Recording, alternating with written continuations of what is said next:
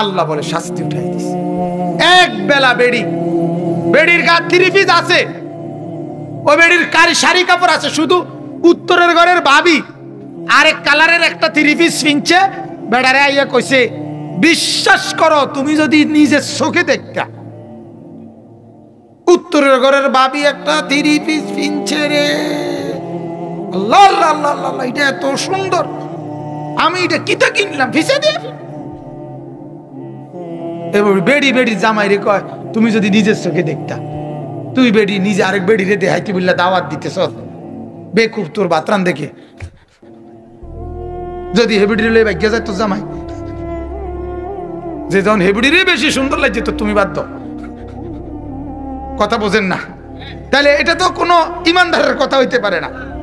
তো এরকম আপনার দেখা গেছে ওই অভাব, ওই এবারে হয়তো কইলো না আমি পারতাম না, আমার পক্ষে সম্ভব না, আমি একবার কিনে দিছি একটা তোমারে, আবার হেবিডিটার মতো আরেকটা কিনতে পারতাম না।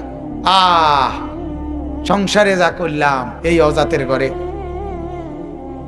হ্যাঁ আজ 30 বছর জীবনে কোনোদিন একটা মন মতো জিনিস লইতে পারলাম না, যা সংসারে করিয়া গেল শেষ। 30 বছর সালিমারি,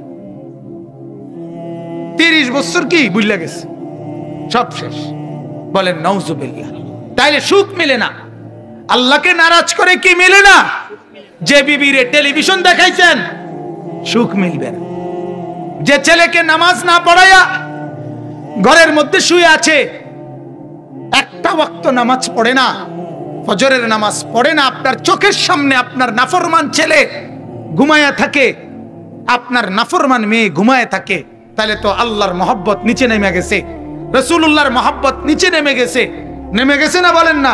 সন্তানের মহব্বত উপরে উঠে গেছে, স্ত্রীর মহব্বত উপরে উঠে গেছে, মা বাবার মহব্বত উপরে উঠে গেছে, বাচ্চা কাচ্চাদের মহব্বত উপরে উঠে গেছে। টেলিভিশন চলতেছে তো আপনার বিবি বাচ্চা খুশি, আল্লাহ তো নারাজ। আপনার ঘরে সুদ ঘুষের টাকা তো আল্লাহ তো নারাজ, ওরা না খুশি। আপনার ছেলে মেয়ে বেপর্দা তো আল্লাহ তো নারাজ, ওরা না খুশি। মেয়েটা বেপর্দা, ছেলেটা মোবাইলে অশ্লীল ছবি দেখে, এক ওয়াক্ত নামাজ পড়ে না, ওরা তো খুশি, কিন্তু আল্লাহ আর রসুল তো নারাজ। আল্লাহ বলে অপেক্ষা করো, শাস্তি মিলবে তোমার। আল্লাহু লা ইয়াহদিল কওমাল ফাসিকিন। শেষ কথা হইল আল্লাহ তাআলা বলেন, ও বান্দা মনে রাখো, পাপীকে, নাফরমানকে, অবাধ্যকে, ফাসিককে, কবিরা গুনাহকারীকে আমি আল্লাহ হেদায়েতের পথ দেখাই না, আলোর পথ দেখাই না, জান্নাতের রাস্তা দেখাই না। এটা জরুরি। গুনাহমুক্ত জিন্দেগিতে জান্নাতের ঘ্রাণ, আরে গুনাহওয়ালা জীবনে আপনি জান্নাতের ঘ্রাণ পাবেন। গুনাহ আপনাকে গুনার দিকেই টেনে নিবে। একটা সিগারেট আপনাকে পরবর্তী সিগারেট ধরাইতে উৎসাহিত করবে, একটা ছবি আরেকটা ছবি দেখতে উৎসাহিত করবে। কথা বুঝছেন কিনা? এই জন্য আল্লাহ বলেন, পাপী নাফরমানকে আমি পথ দেখাই না, পথ দেখাই। এজন্য ভাইয়া অনুরোধ করছি, তাইলে আপনার আল্লাহ সংসার করতে নিষেধ করছে, ঠিক না? কথা বলেন না কেন? আয় রোজগার করা নিষেধ, বউ বাচ্চা পালা নিষেধ, শুধু নিষেধ আল্লাহকে নামায় দেওয়া, রসুলকে নিচে নামায় ফেলা। এটা কি? এটা খেয়াল করেন। আপনি দেখেন, আমি আপনাদের কাছে অনুরোধ করলাম, ভালোবাসার এই স্লোগানটা আপনারা নেন। আপনি আপনার ছেলেটা দেখেন নামাজ পড়ে না, কেন পড়ে না? আপনি একটু ভাবেন, বিবি কেন পর্দা করে না? আপনার ঘরে কেন টেলিভিশন চলবে? আপনি একটাবার বিবেককে বলেন, এটা কারে খুশি করার জন্য আপনি টেলিভিশন চালাচ্ছেন? আপনি অবৈধ রোজগার কেন করছেন? যে ছেলেটা এক ওয়াক্ত নামাজ পড়ে না, তার লাগিয়া কিস্তিতে টাকা লইয়া তারে বিদেশ পাঠাইতেছেন, আপনার কি অর্জন হবে এতে? বাবা বলেন, আখিরাত কথা কয় না, কবর, দুনিয়াও তো না, এতে খবর রাখতো না। খবরও রাখবেন, খবরও রাখবেন। কথা বুঝছেন? নাফরমান যে আল্লাহর নাফরমান, আর যে মানে অর্থাৎ হইল যে এর থেকে বড় সত্তার নাফরমানি করে যেতে খারাপ রয়েছে, এটা আপনার গণব কিন্তু। কথা বোঝেন না? এমনি এতে তো এটাই বুঝাইতে চাই, আমি আল্লাহরে তো কি করি না, গণার ধরি না, আপনি কিতা মা বাপ কিতা আবার আল্লাহর সামনে মা বাপ কি? এজন্য অনুরোধ, তোমরা যারা ছেলে ভাইয়া তোমাদের কাছেও বলি বাজান, দুই কথা। এক কথা তো মা বাবার কাছে বললাম, আপনাদের বিবি বাচ্চার দিকে সন্তানদের দিকে নজর দেন। আর তোমাদেরকেও বললাম ভাইয়া, তোমরা যারা বসছো কষ্ট করছো, আমার অনুরোধ আবারও বলছি বাপ, আমি পায়ে ধরে বলি বন্ধু, জীবনটাকে এক প্লেট খিচুড়ি মনে করো না।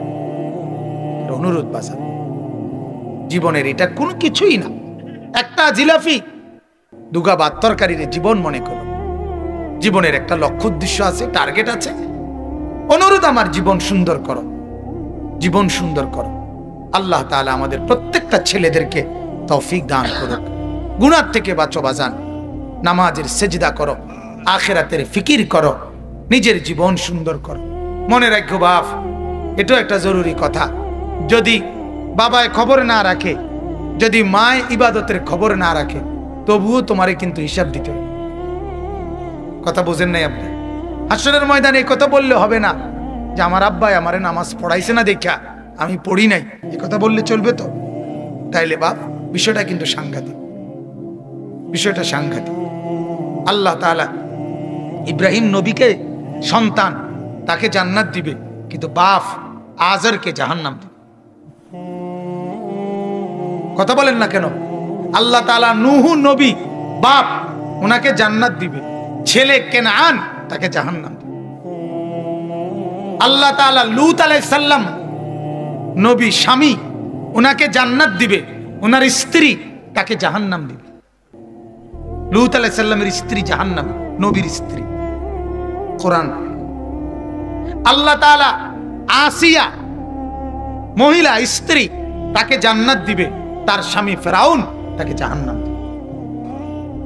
স্বামীরে বুঝাই দিল তুমি কিন্তু জান্নাতি হতেই হবে, স্ত্রীকে বুঝাই দিল তুমি কিন্তু জান্নাতি হতেই হবে, বাপকে বুঝাই দিল তুমি কিন্তু জান্নাতি হতেই হবে, ছেলেকেও বুঝাই দিল তুমি কিন্তু জান্নাতি হতেই হবে। অতএব প্রত্যেকেই নিজ নিজ জায়গায় আখিরাতের ফিকির করে।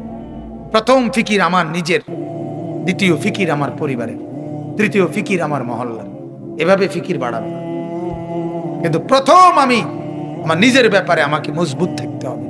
আমার বাপ, আমার 14 গোষ্ঠীও যদি নাফরমানি করে আমি করব না, এ কথার উপরে কি থাকতে হবে? ঈমান থাকতে হবে। কথা বুঝছেন? আমার আব্বাই কইছে দেখেই আমি সুদের টিয়া লমু, আমার আব্বাই কইছে দেখেই আমি হারাম টাকা রোজগার করব না, না। আজ আমরা এটা ভুলে যাই, আজ আমরা একজন আরেকজনের কান্দে চাপাই দেই। অনেক লোক আছে কোরআন শরীফ পড়ে না, পড়তে জানে না, জিগাইলে কইব কি হুজুর আহ এই দুঃখের কথা কইয়া লাভ নাই, ছোটবেলায় বাপ মা পড়াইছে না, এই জন্য কোয়াল খারাপ, শেষ। এই কথা কইয়া লেলি হাসরের ময়দানে আল্লাহ বলবা আরে কিতা করিবা, তোমারে যে তোমার বাপ মা পড়াইছে না, অতএব তুমি গিয়া যাও, বেহেশতে যাও, দুটো ভাত তরকারি খাও। হ্যাঁ কি আলাপু বাপরে বাপ, এটা লাজন খিচুড়ি না, না এটা লাজন খিচুড়ি খাওনে না, মাহফিলের শেষে খিচুড়ি খাও না, হাসরের মাঠ এটা খিচুড়ির মাঠ, তো রং মনে করছে। আল্লাহ আমাদেরকে মাফ করে দেয়। কবরের ফিকির করে আমি আপনাদের জন্য খুব দোয়া করি। চৈনপুর গ্রাম আপনাদেরকে অনেক মহব্বত করি। হাজী সাহেব, এই বাচ্চু হাজী সাহেব, আলম ভাই, এরপরে মুর্শেদ ভাই, এদের করি দোয়া করি আল্লাহ তাআলা আমাদের সবাইকে কবুল করেন। আমরা নামাজের ফিকির করব তো ইনশাআল্লাহ। আল্লাহ আমাদেরকে তৌফিক দান করেন। যুবক ছেলেরা বাজান, ফজরের নামাজের গুরুত্ব দাও।